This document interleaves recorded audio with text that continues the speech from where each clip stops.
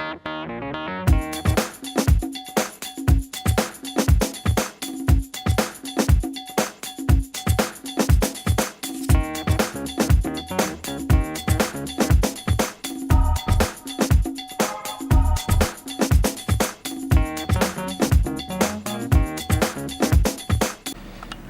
Phil here. Okay. Well, here it is. I'm gonna talk about the interview. Yeah. Oh, man. A lot of... Wow, what a fiasco this movie has become. But, I actually managed to see it in theaters. I was out in Fargo visiting my sister. And, it was playing in the Fargo theater, and I went and saw it. And I'm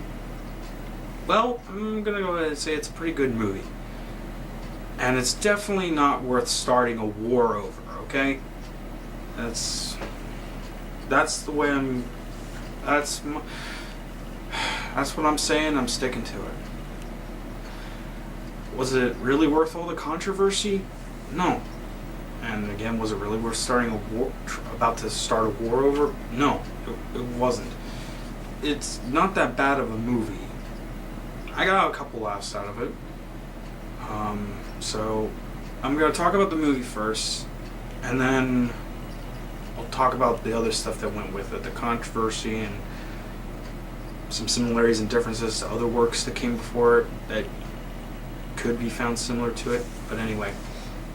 So the movie was directed by Evan Goldberg and Seth Rogen, and it was written by Dan Sterling.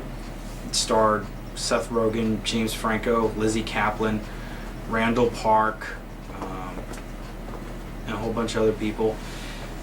And, you know, this movie was actually pretty well directed, well written, well acted.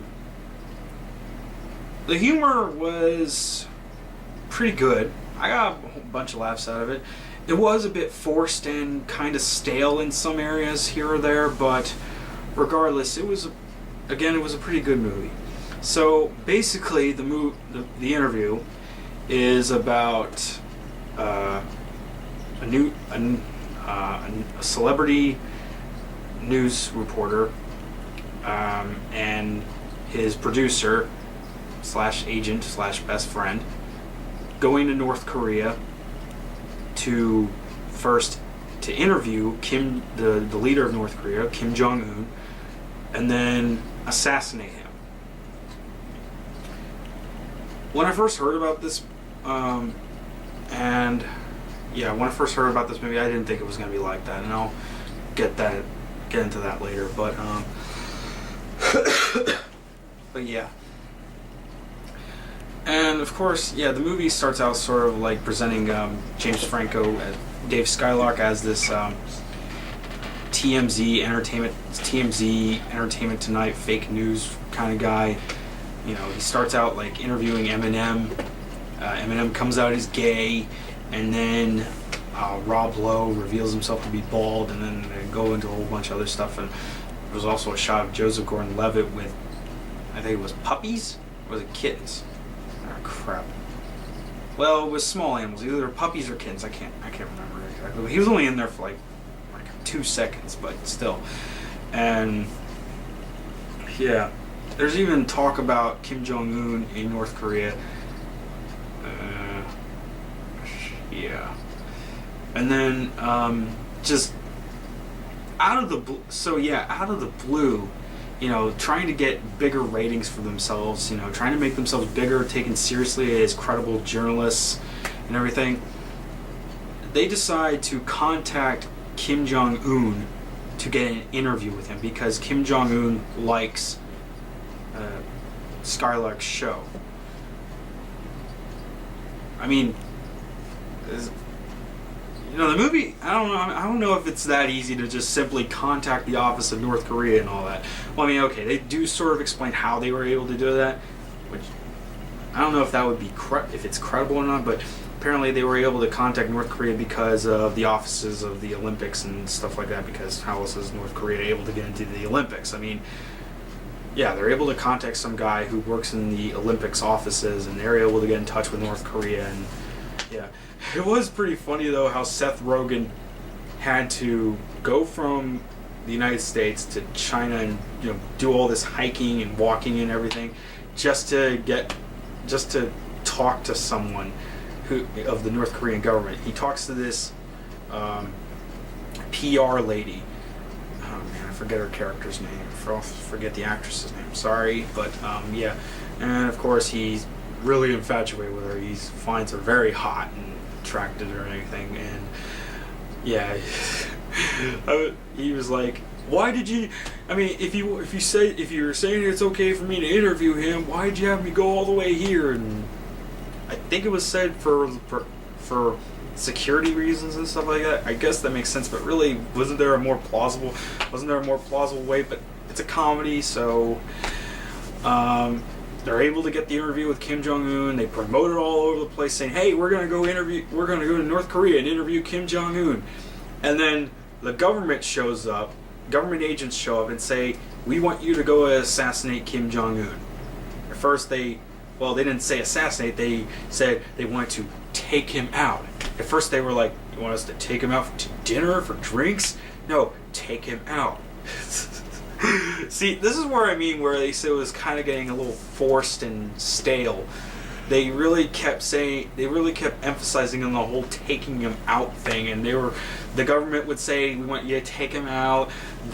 Seth Rogen and James Franco were like, "Take him out how? Like, take him out for drinks, take him out for dinner?" And they were kind of going back and forth. I like the energy there, but it was really kind of forcing it. And then, of course, there's the whole training where they're trying to figure out how to get this patch of ricin onto Kim Jong-un's hand. Shenanigans ensue, and of course they're also talking about the rumors surrounding Kim Jong-un, and I'm like thinking to myself, do people really think this about the guy? Kim Jong-un?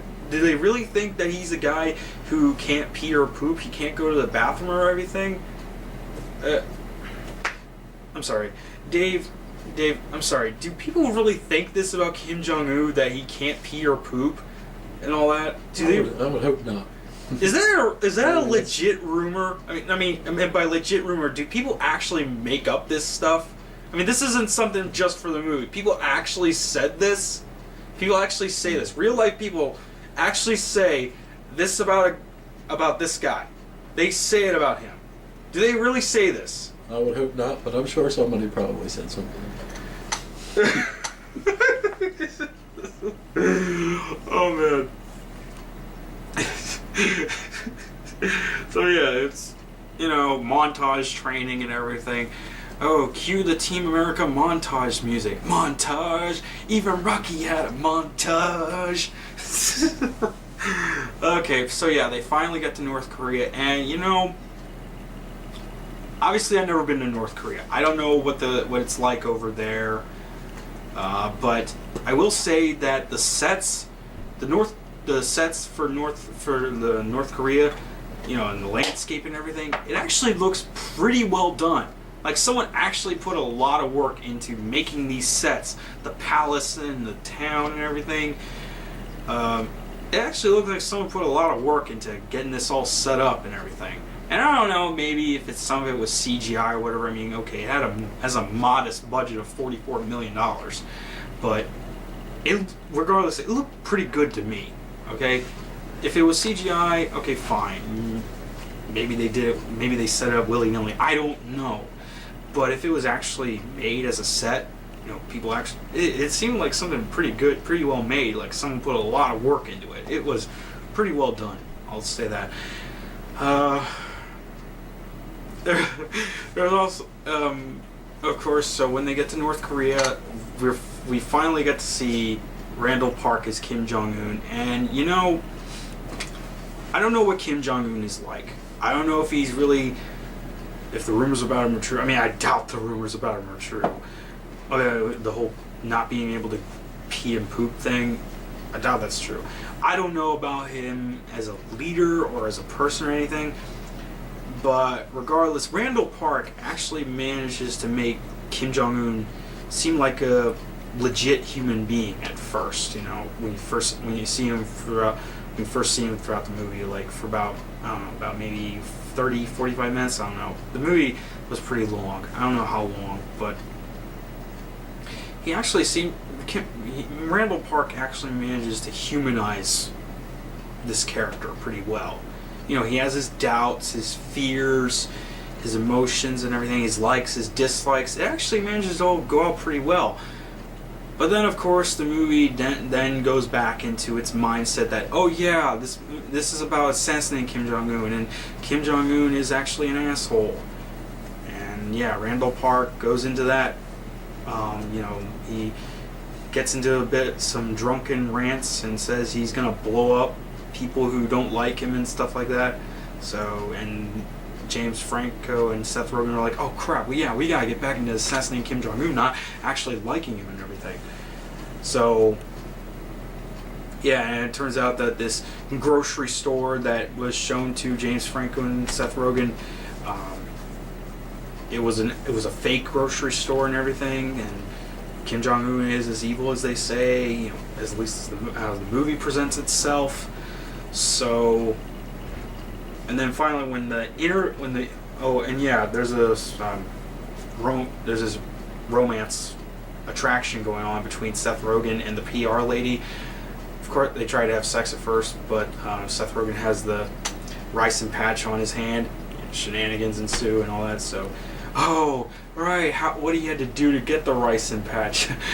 Yeah, the part when the drone drops the package and Seth Rogen's trapped between a tiger and soldiers. Well, the tiger gets killed when the drone drops the package, but Seth Rogen has to take the package and shove it right up his butt. So it's funny, and then the Korean guards strip search him and everything, and Seth Rogen's like, okay, look at it, look at it, look at it. It was pretty funny. A little, but okay. And then, so yeah, finally down to the interview.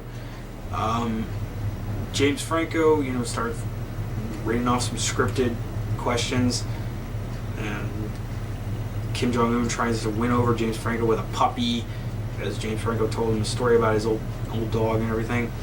But then James Franco starts giving him the hard-hitting questions, and you see Kim Jong-un really breaking down. You see Randall Park as Kim Jong-un breaking down and crying in front of the whole friggin' world.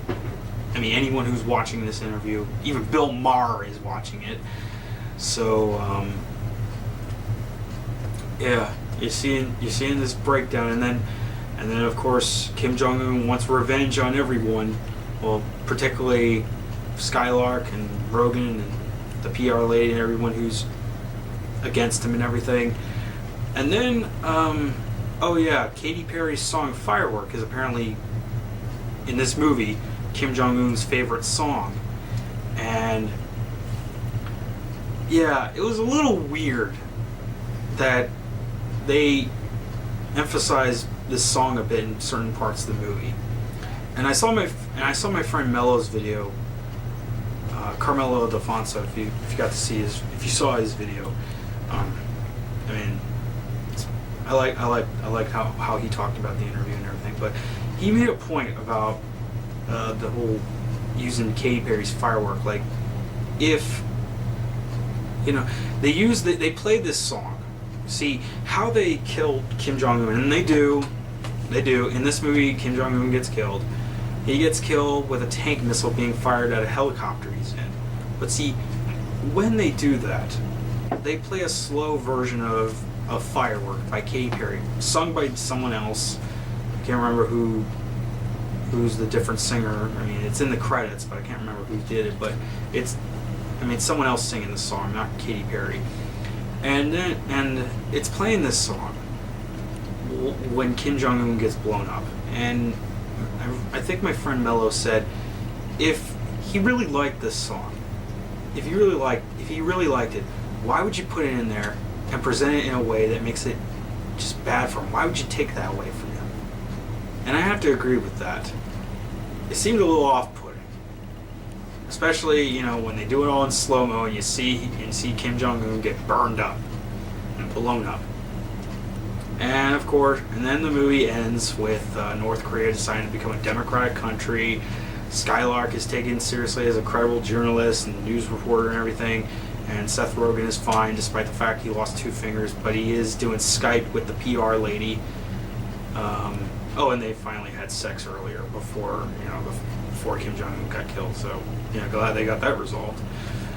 So yeah, it was a pretty good movie. I'm not gonna lie, it was a pretty good movie. I enjoyed it.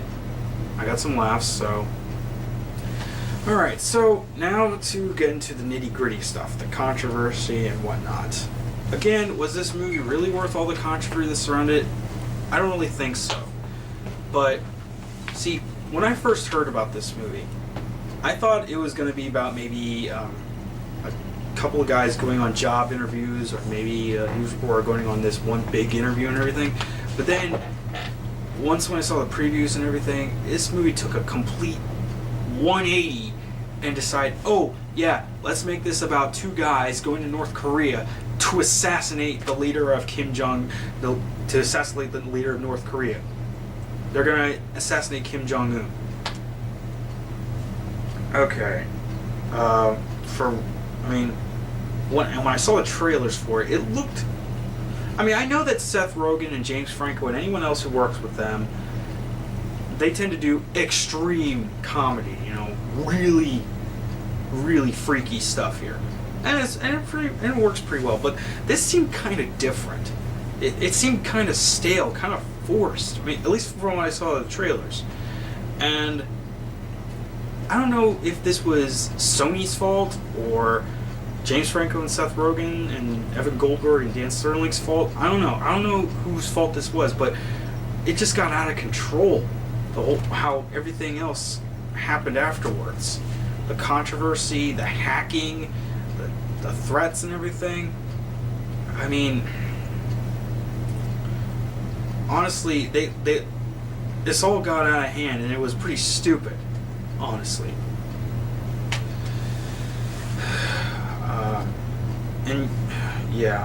So why North Korea though? Why? If this was Kim Jong-il, it would have made a lot more sense. Plus, it was done before, sort of. Team America World Police. But Kim Jong-un? He hasn't been in power for very long. He took over, after Kim Jong-il died, Kim Jong-un was given leadership. It was thrust upon him and everything. And, who knows what that guy's going through, what he had to go through and what he's currently going through right now. He hasn't been in power for very long. He's only been the leader of North Korea for 3 years. Well, technically 4 since it's 2015. But this movie could have worked with really almost any other real world power that's threatening. It could have gone with Al Qaeda or ISIS, Russia, or something. I don't know. But North Korea and Kim Jong-un? Again, the guy hasn't been in power for very long. Why him? I'm not saying that the guy isn't interesting. I wouldn't know him. I don't know him. Okay? But why him though? Again, he hasn't been in power for very long. At least when they did stuff about Hitler, either at the time when he was alive or when he's been dead, he'd been in power for a very long time. And he'd done a lot of atrocious things. Stuff like Charlie Chaplin's The Great Dictator, or heck, even that really, really questionable sitcom pilot, Heil Honey, I'm Home. Controversy aside, at least the guy was dead at the time when that thing was made. Heil Honey, I'm Home. But hey. So, yeah, the guy Kim Jong-un has not been in power for very long, so really, it makes no sense why to do a movie about assassinating him. It just seemed pretty questionable. So, really kind of a sensitive thing, I guess. So, how does this differ from things that have been where we've seen, the U.S. or really anyone versus North Korea? Well, okay, take Team America World Police, for instance. Yes, Kim Jong-un was the main villain, but see, the overall point of Team America World Police was, well, aside from satirizing, action movies and the government and stuff like that, really it was just about fighting terrorism in general. Because they were actually fighting, terrorists in the Middle East and stuff. Kim Jong-il in Team America World Police just happened to be the villain. And plus, in the end, Kim Jong-il was an alien from outer space. So, there you go. And then you got the video game Homefront, which was about North Korea invading the U.S.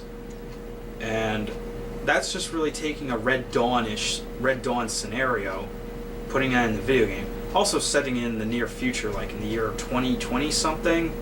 So, yeah. And yeah, Kim Jong-il and Kim Jong-un were referenced in that game, I think.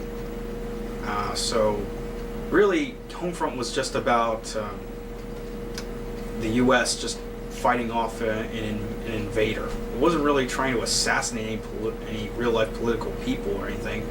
It was just really about the U.S. trying to free themselves. And then, of course, there's the shitty Red Dawn remake. Well, for one, the Red Dawn remake had potential to be good. Taking a post 9/11, taking the original Red Dawn and putting in a post 9/11 world. But then, the movie had no idea who it wanted the U.S. to be fighting against. I mean, at least in the 80s, it was clear. It was the Soviet Union and their communist allies. But in the Red Dawn remake, see, it was originally announced that it was going to be depicting the Chinese invading U.S. And I'm thinking to myself, what kind of issues does China and the U.S. have with each other that would make this movie credible? And then they decided to change it at the last minute to North Korea, just to gain access to China's box office. Yeah, that happened. Red Dawn decided to change the enemy. The Red Dawn remake decided to change the invaders from China to North Korea just to gain access to China's box office. Pretty shady and questionable, if you ask me. And again, none of those things were about trying to assassinate a real-life political figure. Sure, they were shown or referenced, but either they were not really them, or they were only referenced and briefly mentioned or something. That's it. But the interview was really about directly assassinating this guy.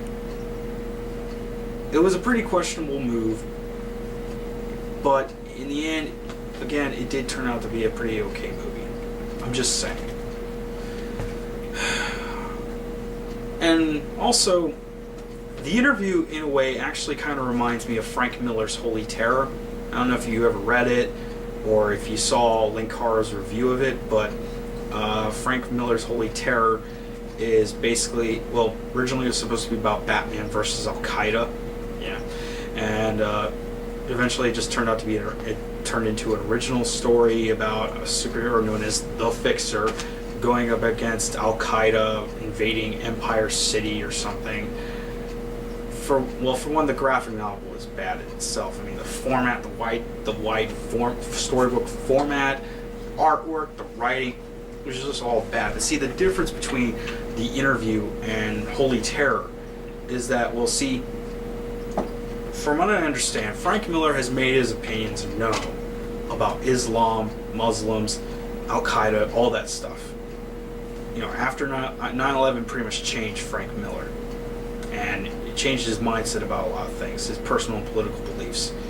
And he's made those beliefs known, especially with Holy Terror and stuff he said before it came out.